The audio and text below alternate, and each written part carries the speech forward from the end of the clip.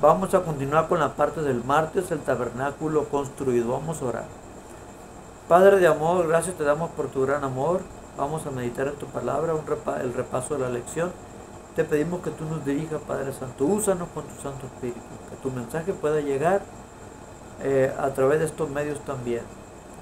Y que pueda mucha gente escuchar tu palabra por este medio también. Gracias por tu amor, Padre Santo. Deseamos que se haga tu voluntad.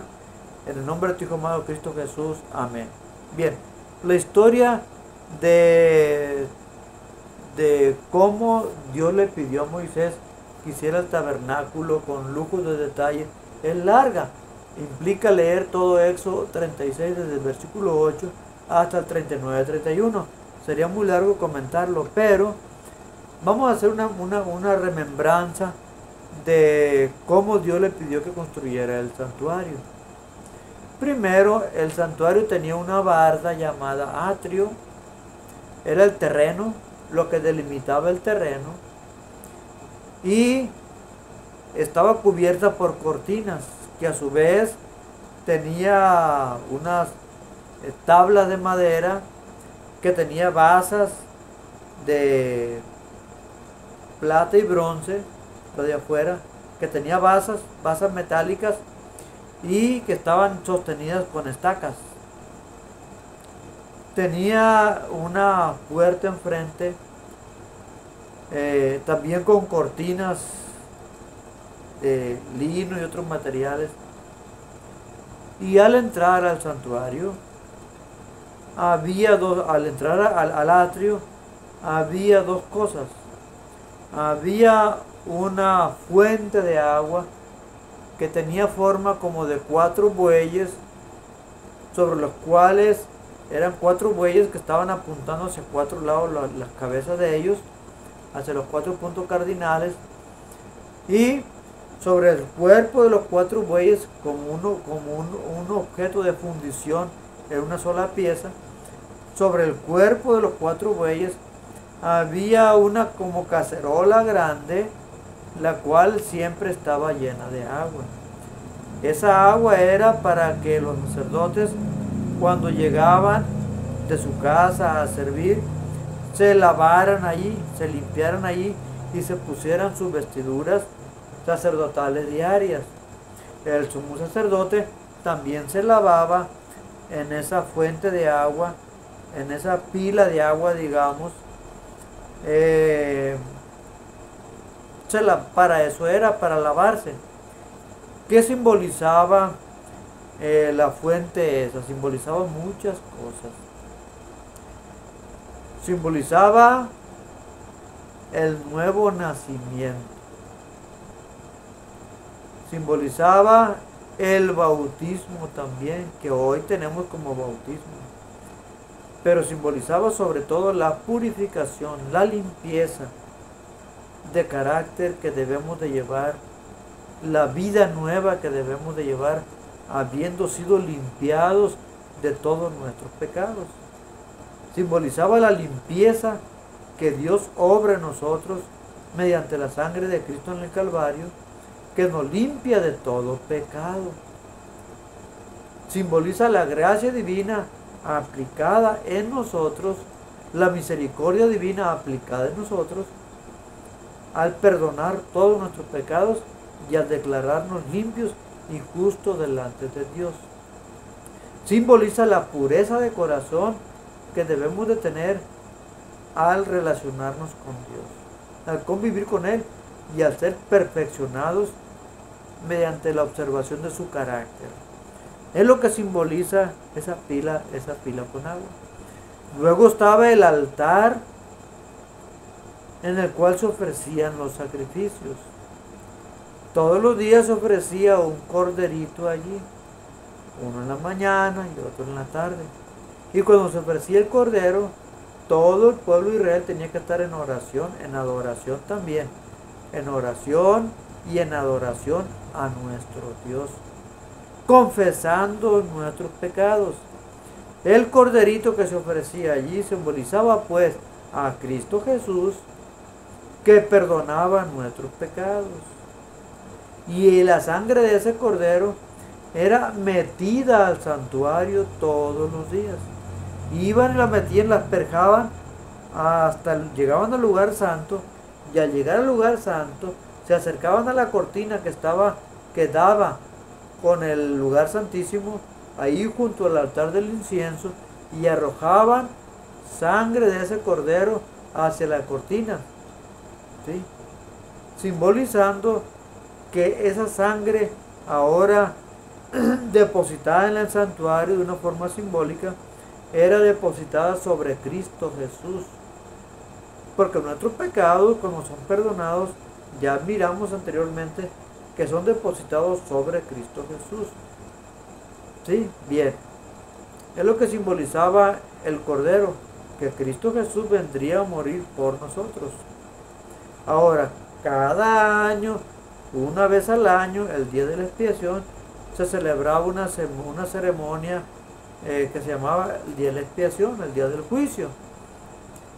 El día 10º del 7º mes ofrecían un becerro, primeramente para que el sacerdote, sumo sacerdote, pidiera perdón por sus pecados, por los pecados de su familia, y fuera limpio primeramente él, representando ese becerro a Cristo Jesús que moriría por él también. Luego ofreció un becerro por todo el pueblo, para que Dios también perdonara a todo el pueblo.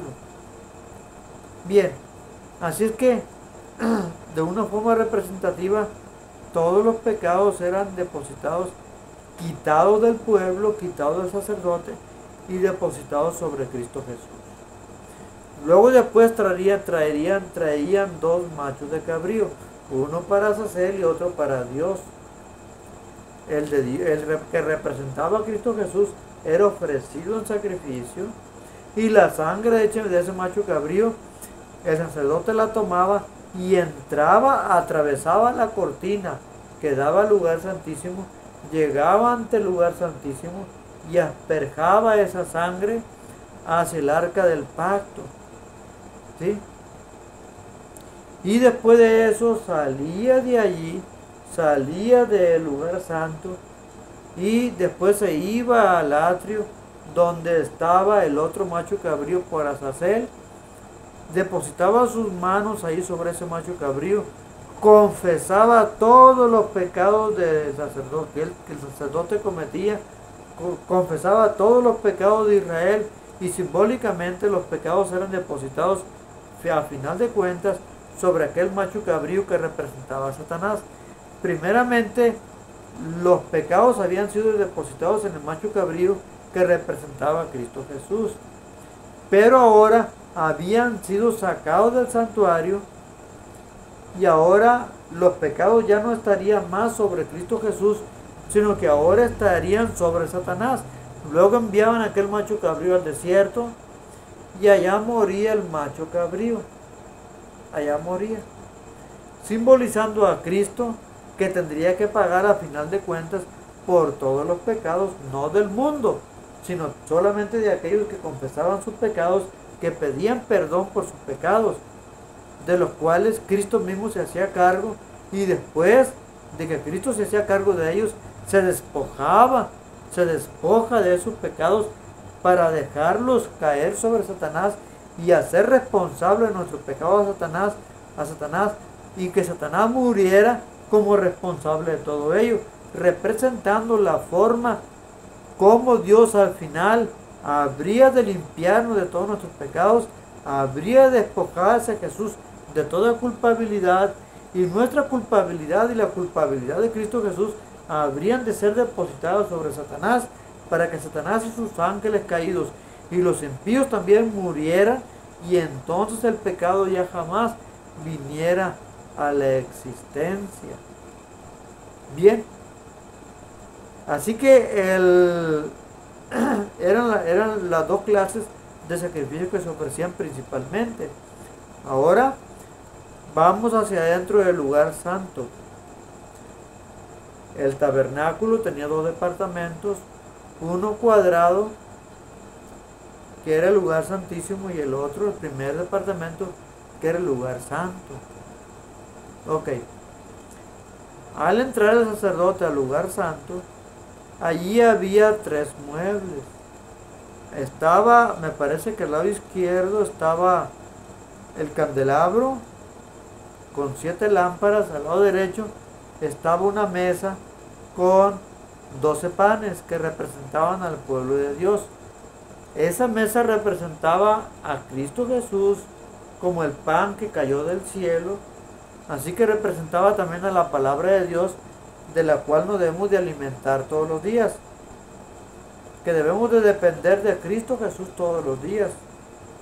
Mientras que en el candelabro que estaba al lado izquierdo representaba al Espíritu Santo. Representaba al Espíritu Santo, ¿sí? Que nos capacita para obedecer. Y junto a la cortina que daba al lugar santísimo estaba el altar del incienso, que simbolizaba a todas nuestras oraciones. Cuando el sacerdote ofrecía el sahumerio en el incienso, quemaba perfumes, hierbas aromáticas,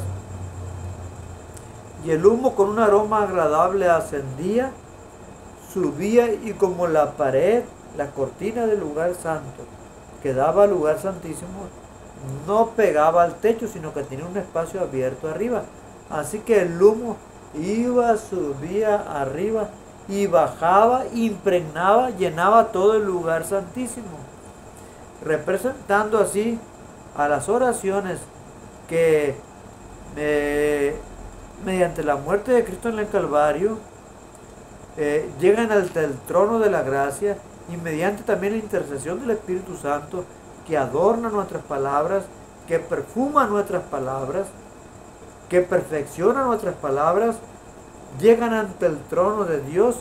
Dios escucha nuestras oraciones, y entonces nuestros ruegos Dios las considera y atiende nuestras necesidades por los méritos de Cristo en el Calvario, ¿sí? Y en el lugar santísimo estaba solamente un solo mueble, que era el arca del pacto, dentro de la cual estaban los 10 mandamientos, la vara de Aarón que floreció, y también estaba un recipiente con maná del cielo, que cayó del cielo, ¿sí? La vara de Aarón representaba la autoridad divina.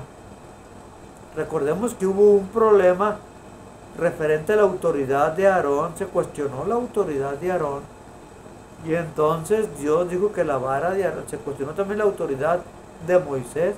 Entonces Dios pidió que depositaran una vara representando a todos aquellos que discutían por la autoridad, y la vara de Aarón fue la que floreció, como diciendo: yo he puesto a Moisés por mi siervo y nadie va a discutirlo. ¿Sí? Representa la autoridad divina, y a quienes Dios pone como autoridad en su pueblo también, que deben de ser respetados. Bien, tenemos la palabra de Dios, que es el trasunto del carácter divino. En los 10 mandamientos se gobierna todo el universo, todo el cielo.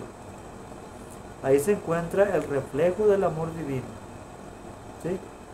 Y tenemos el maná del cielo, que representa el pan que cayó del cielo, que viene siendo Cristo Jesús en su carácter humano. Cristo Jesús que se humanó para venir a morir por nosotros, ¿sí? Ok, entonces en el santuario, pues, el santuario el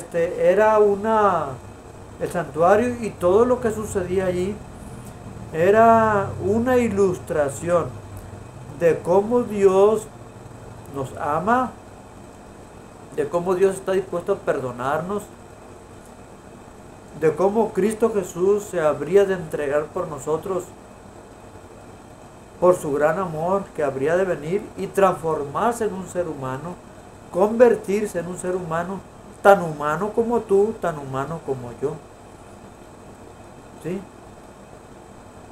siendo rey del cielo, siendo rey del universo, abandonó el cielo para venir a ser un ser humano, nacer como un ser humano y morir una cruenta muerte en la cruz del Calvario, todo por amor a ti y por amor a mí también.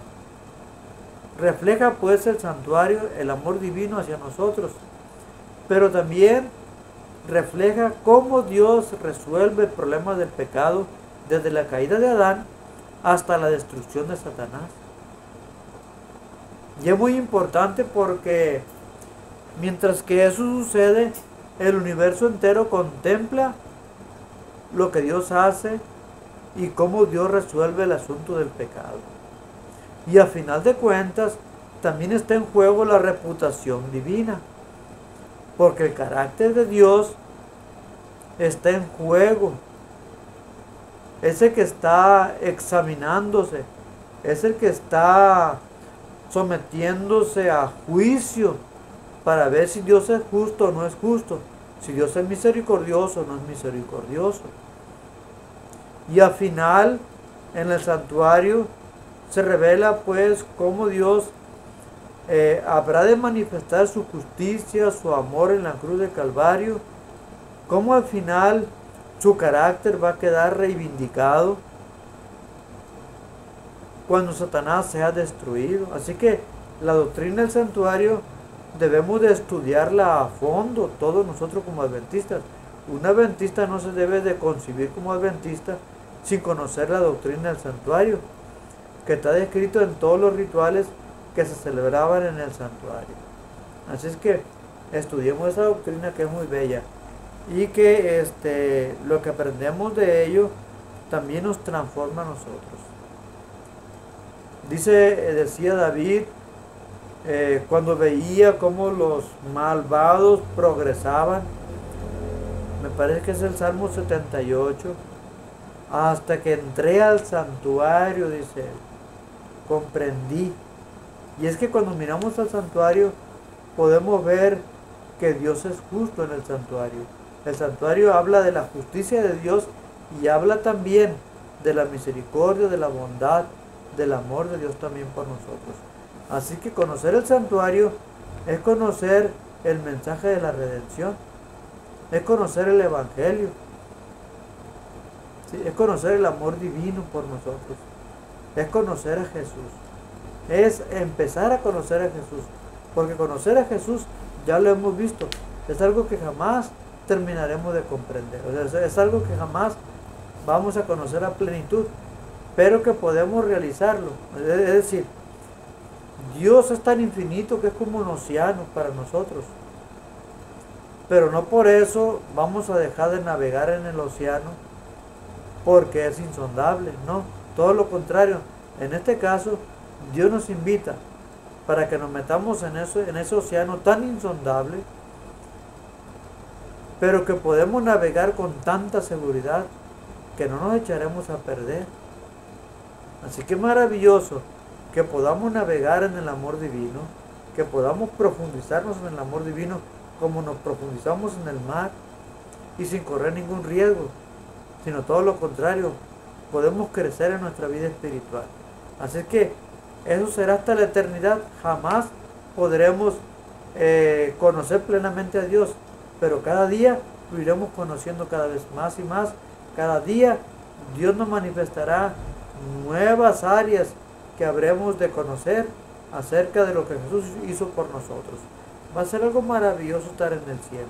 Así que les invito para que nos preparemos, para que limpiemos nuestra vida, para que estemos en ese momento tan glorioso cuando Jesús venga por segunda vez, y en aquel momento tan glorioso cuando ya no existe el pecado, que no exista Satanás y que el universo sea totalmente purificado.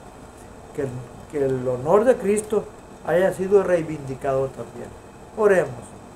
Padre Santo, gracias porque en el santuario, en los rituales del santuario, conocemos el mensaje de salvación.